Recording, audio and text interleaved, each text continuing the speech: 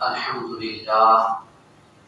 لله ذي المجد والعلا والهيبة والقدرة والثناء، والصلاة والسلام على سيد الرسل وخاتم الأنبياء وعلى آله وأصحابه أولي الصدق والصفاء. أما بعد، فأعوذ بالله من الشيطان الرجيم. بسم الله الرحمن الرحيم. قال الله تبارك وتعالى في القرآن المجيد والفرقان الحميد: إن أول بيت وضع للناس للذي ببكة مباركا وهدى للعالمين. قال الله عز وجل في مقام آخر: وأذن في الناس بالحج يأتوك رجالا وعلى كل ضامر يأتين من كل فج عميق. صدق الله خالقنا العظيم وبلغنا رسوله النبي الكريم الأمين. اللهم صل على محمد وعلى آل محمد وبارك وسلم. حمد و سلام کے بعد نہایت ہی واجب الاحترام سامعین ذی احتشام، السلام علیکم ورحمۃ اللہ وبرکاتہ. آج فضل اسلامی یوٹیوب چینل کے تحت اس تربیتی ورکشاپ کا آغاز کیا گیا ہے. الحمدللہ العظیم، یہ ایک بڑی ہی بہترین کوشش ہے، بہترین کاوش ہے، بہترین جد و جہد ہے، جس کی وجہ سے عالم اسلام کے اندر وہ لوگ جنہوں نے حج کے لیے جانا ہے وہ اس سے استفادہ کر سکتے ہیں، اور بڑے ہی احسن انداز میں الحمدللہ اس کا آج آغاز کیا گیا ہے. اور انشاءاللہ ہم دعا گو ہیں کہ اللہ اس میں مزید برکتیں عطا فرمائے. سامعین محترم، قرآن مجید فرقان حمید کی 2 آیہ مقدسہ میں نے تلاوت کرنے کا شرف حاصل کیا ہے. ایک سورہ آل عمران کی آیت مقدسہ 96 ہے، اور دوسری سورۃ الحج کی جو آیہ مقدسہ میں نے تلاوت کی ہے وہ 27 ہے. اللہ اس کے ضمن میں مجھے حق سچ بیان کرنے کی توفیق عطا فرمائے. سامعین محترم، آج کا میرا جو موضوع ہے وہ ہے حج کی اقسام. اس سے پہلے جو آیہ مقدسہ میں نے پڑھی ہے اس کے ضمن میں چند کلمات کہنے کا شرف حاصل کرتا ہوں. اللہ کریم نے فرمایا: ان اول بیت وضع للناس للذی ببکۃ مبارکا وہدی للعالمین. فرمایا بے شک اللہ کی عبادت کے لیے جو سب سے پہلا گھر بنایا گیا وہ مکۃ المکرمہ میں ہے، اور وہ برکتوں والا ہے. وہدی للعالمین، اور تمام جہانوں کے لیے وہ ہدایت کا سرچشمہ ہے. دوسری آیہ مقدسہ کے اندر اللہ کریم نے فرمایا: وَأَذِّن فِي النَّاسِ بِالْحَجِّ يَأْتُوكَ رِجَالًا وَعَلَىٰ كُلِّ ضَامِرٍ يَأْتِينَ مِنْ كُلِّ فَجٍّ عَمِيقٍ. اللہ کریم نے فرمایا اے حضرت ابراہیم علیہ السلام، آپ اعلان فرما دیجئے، ساری انسانیت کو یہ بتا دیجئے کہ یہ اللہ کا گھر ہے، اس کی طرف تم دوڑ کر آؤ، اس کا حج کرو. اور لوگ پھر اس کی طرف دوڑتے ہوئے آئیں گے، اونٹوں پر سوار ہو کر، دبلے پتلے اونٹوں پر سوار ہو کر آئیں گے. سامعین محترم، یہ آیہ مقدسہ کا مختصر مفہوم ہے. یہ بات بھی جاننے کے لائق ہے کہ حج کا جو لغوی معنی ہے وہ ہے قصد کرنا، ارادہ کرنا، اور اس کا جو شرعی معنی ہے وہ یہ ہے کہ 9 ذی الحج کی زوال سے لے کر 10 ذی الحج کی طلوع فجر تک اس کے دورانیے میں جو وقت ہے اس میں احرام کی حالت میں وقوف عرفات کرنا، یہ حج کا اصطلاحی معنی ہے، شرعی معنی ہے. اور اس میں آپ کو یہ بات بتلانا بھی ضروری ہے کہ حج کے جو فرائض ہیں وہ 3 فرض ہیں. پہلا فرض ہے احرام باندھنا، دوسرا فرض ہے وقوف عرفات، اور تیسرا فرض ہے طواف زیارت. اور ان میں سے جو 2 چیزیں ہیں جو آخری مؤخر الذکر ہے، یعنی وقوف عرفات اور دوسرا طواف زیارت، یہ حج کے ارکان بھی کہلاتے ہیں. سامعین محترم، اب میں اپنے موضوع کی طرف بھی آتا ہوں، لیکن اس سے قبل یہ جو دعائیں آیہ مقدسہ میں نے تلاوت کی ہیں، اس کی ضمن میں چند ایک الفاظ بھی بیان کرتا چلا جاتا ہوں۔ اللہ کریم نے جس وقت حضرت ابراہیم علیہ السلام کو حکم دیا کہ آپ اس بیت اللہ شریف کی تعمیر کیجیے، اور آپ نے مقام ابراہیم جو پتھر ہے اس پر کھڑے ہو کر اس بیت اللہ شریف کی تعمیر فرمائی، جب تعمیر کر چکے تو آپ حضرات جانتے ہیں کہ وہ ایک ایسا علاقہ ہے جو خشک تر علاقہ ہے، جہاں کسی انسان کا تصور بھی نہیں پایا جاتا۔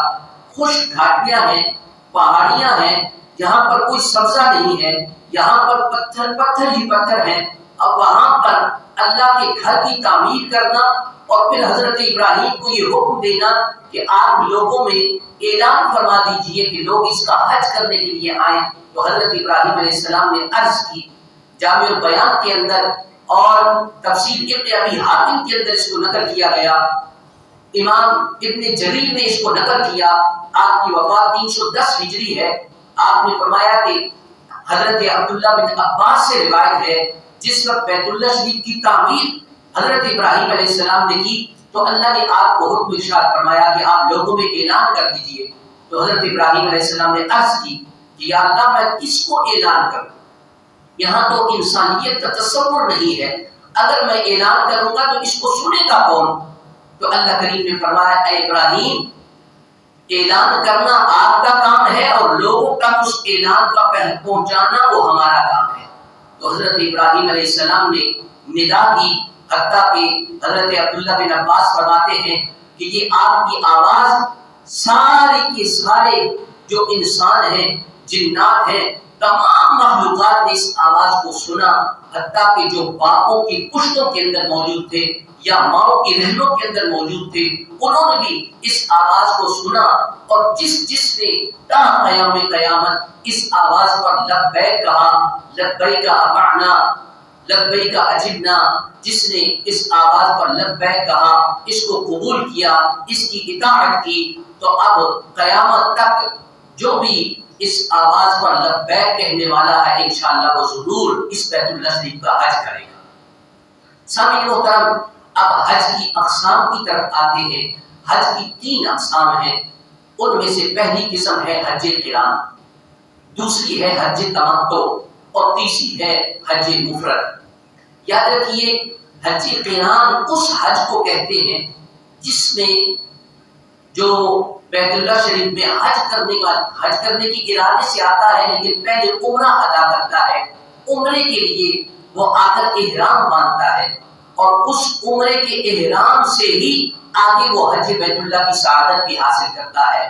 مطلب یہ بنا کہ اس نے احرام باندھا عمرے کی نیت سے، اب اس نے عمرہ ادا کیا، اور اسی احرام میں چونکہ احرام کی بڑی پابندیاں ہوتی ہیں، اور ان پابندیوں کو برداشت کرتے ہوئے، ان کو بروئے کار لاتے ہوئے وہ حج بیت اللہ کی سعادت حاصل کرنے کے لیے بھی گیا، اور اسی احرام میں اس نے حج بھی ادا کیا۔ اب ایک احرام میں اس نے عمرہ بھی ادا کر لیا اور اس کے ساتھ ساتھ حج بھی ادا کر لیا۔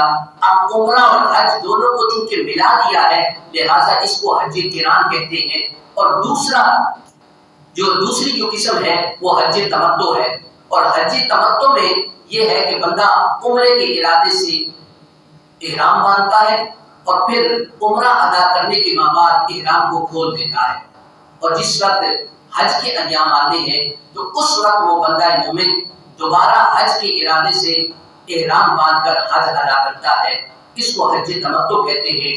تیسری جو قسم ہے وہ حج مفرد ہے۔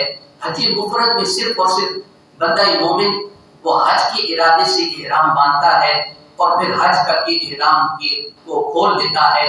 یہ 3 اقسام ہیں، یاد رکھیے۔ پہلی جو قسم ہے حج قران، یہ سب سے افضل ہے، اس لیے کہ اس میں مشکلات بڑی زیادہ ہیں۔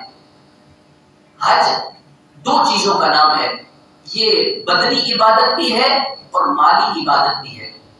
انسان اپنے جسم سے مشقت بھی اٹھاتا ہے، کافی سارا پیسہ لگا کر وہ کئی ممالک سے دور دراز کا سفر طے کر کے وہ مکہ المکرمہ جاتا ہے، تو یہ مشکلات کا سفر برداشت کرنا، اپنے جسمانی ساری جو توانائیاں ہیں اس کو بھی خرچ کرنا، اپنے مال کو خرچ کرنا اللہ کی راہ کے اندر، تو یہ پھر اس نے آگے حج کے جو باقی معاملات ہیں اس میں بھی پارٹیسپیٹ کیا، اور خصوصی طور پر جو احرام کی پابندیاں ہیں اس نے ان پابندیوں کو بھی بروئے کار لایا۔ اس لحاظ سے حج قران سب سے افضل ہے اور اس کا ثواب سب سے زیادہ ہے، اور پھر دوسرے نمبر پر حج تمتع آتا ہے، اور تیسرے نمبر پر حج مفرد آتا ہے۔ یاد رکھیے جس نے حج کے لیے احرام باندھا، اس نے حج کا احرام باندھ کر جس وقت حج کا احرام کھول دیا، حج مکمل کر دیا، تو رسول کریم صلی اللہ علیہ وآلہ وسلم نے فرمایا جس شخص نے حج کو ادا کیا تمام پابندیوں کے ساتھ، اور اس نے اپنی زبان سے کوئی ایسا لفظ نہیں نکالا جو کسی کی دل آزاری کا باعث بنے، یا کوئی گالن گلوچ نہیں کی، یا اس سے کوئی گناہ سرزد نہیں ہوا، مکمل طور پر احسن انداز میں اس نے حج کیا، تو اللہ رب ذوالجلال اس کو اس حج کے بدلے میں ایسا پاک کرے گا جیسے وہ آج ہی اپنی ماں کی بدن سے دنیا کے اندر آیا ہے۔ اور پھر دوسرے نمبر پر حدیث مبارکہ یہ بھی بخاری شریف کے اندر موجود ہے، رسول کریم صلی اللہ علیہ وسلم نے فرمایا حج مبرور کا ثواب صرف اور صرف جنت ہے، یعنی جس نے حج کر لیا اور حج اللہ کی بارگاہ میں قبول ہو گیا اس کی جزا اللہ نے جنت مقرر کر دی ہے۔ تو یہ بہت ہی بہترین عمل ہے ارکان اسلام میں سے، یہ ایک بہترین عمل ہے حج کا۔ اللہ کریم ہم سب کو بھی حج بیت اللہ کی سعادت عطا فرمائے، جو حضرت ابراہیم علیہ السلام نے بیت اللہ شریف کو تعمیر کر کے جس وقت لوگوں کو آواز دی تھی اس وقت ہم نے بھی اس پر لبیک کہا ہو، اور اللہ ہمیں بھی حج بیت اللہ کی سعادت عطا فرمائے، اور وہاں پر ہم جائیں اور اللہ کی نشانیاں دیکھیں، اللہ کی قدرت کی نشانیاں دیکھیں اور حج کی سعادت حاصل کریں۔ دعا ہے اللہ کی بارگاہ میں اللہ عمل کی توفیق عطا فرمائے۔ وآخر دعوانا ان الحمد للہ رب العالمین۔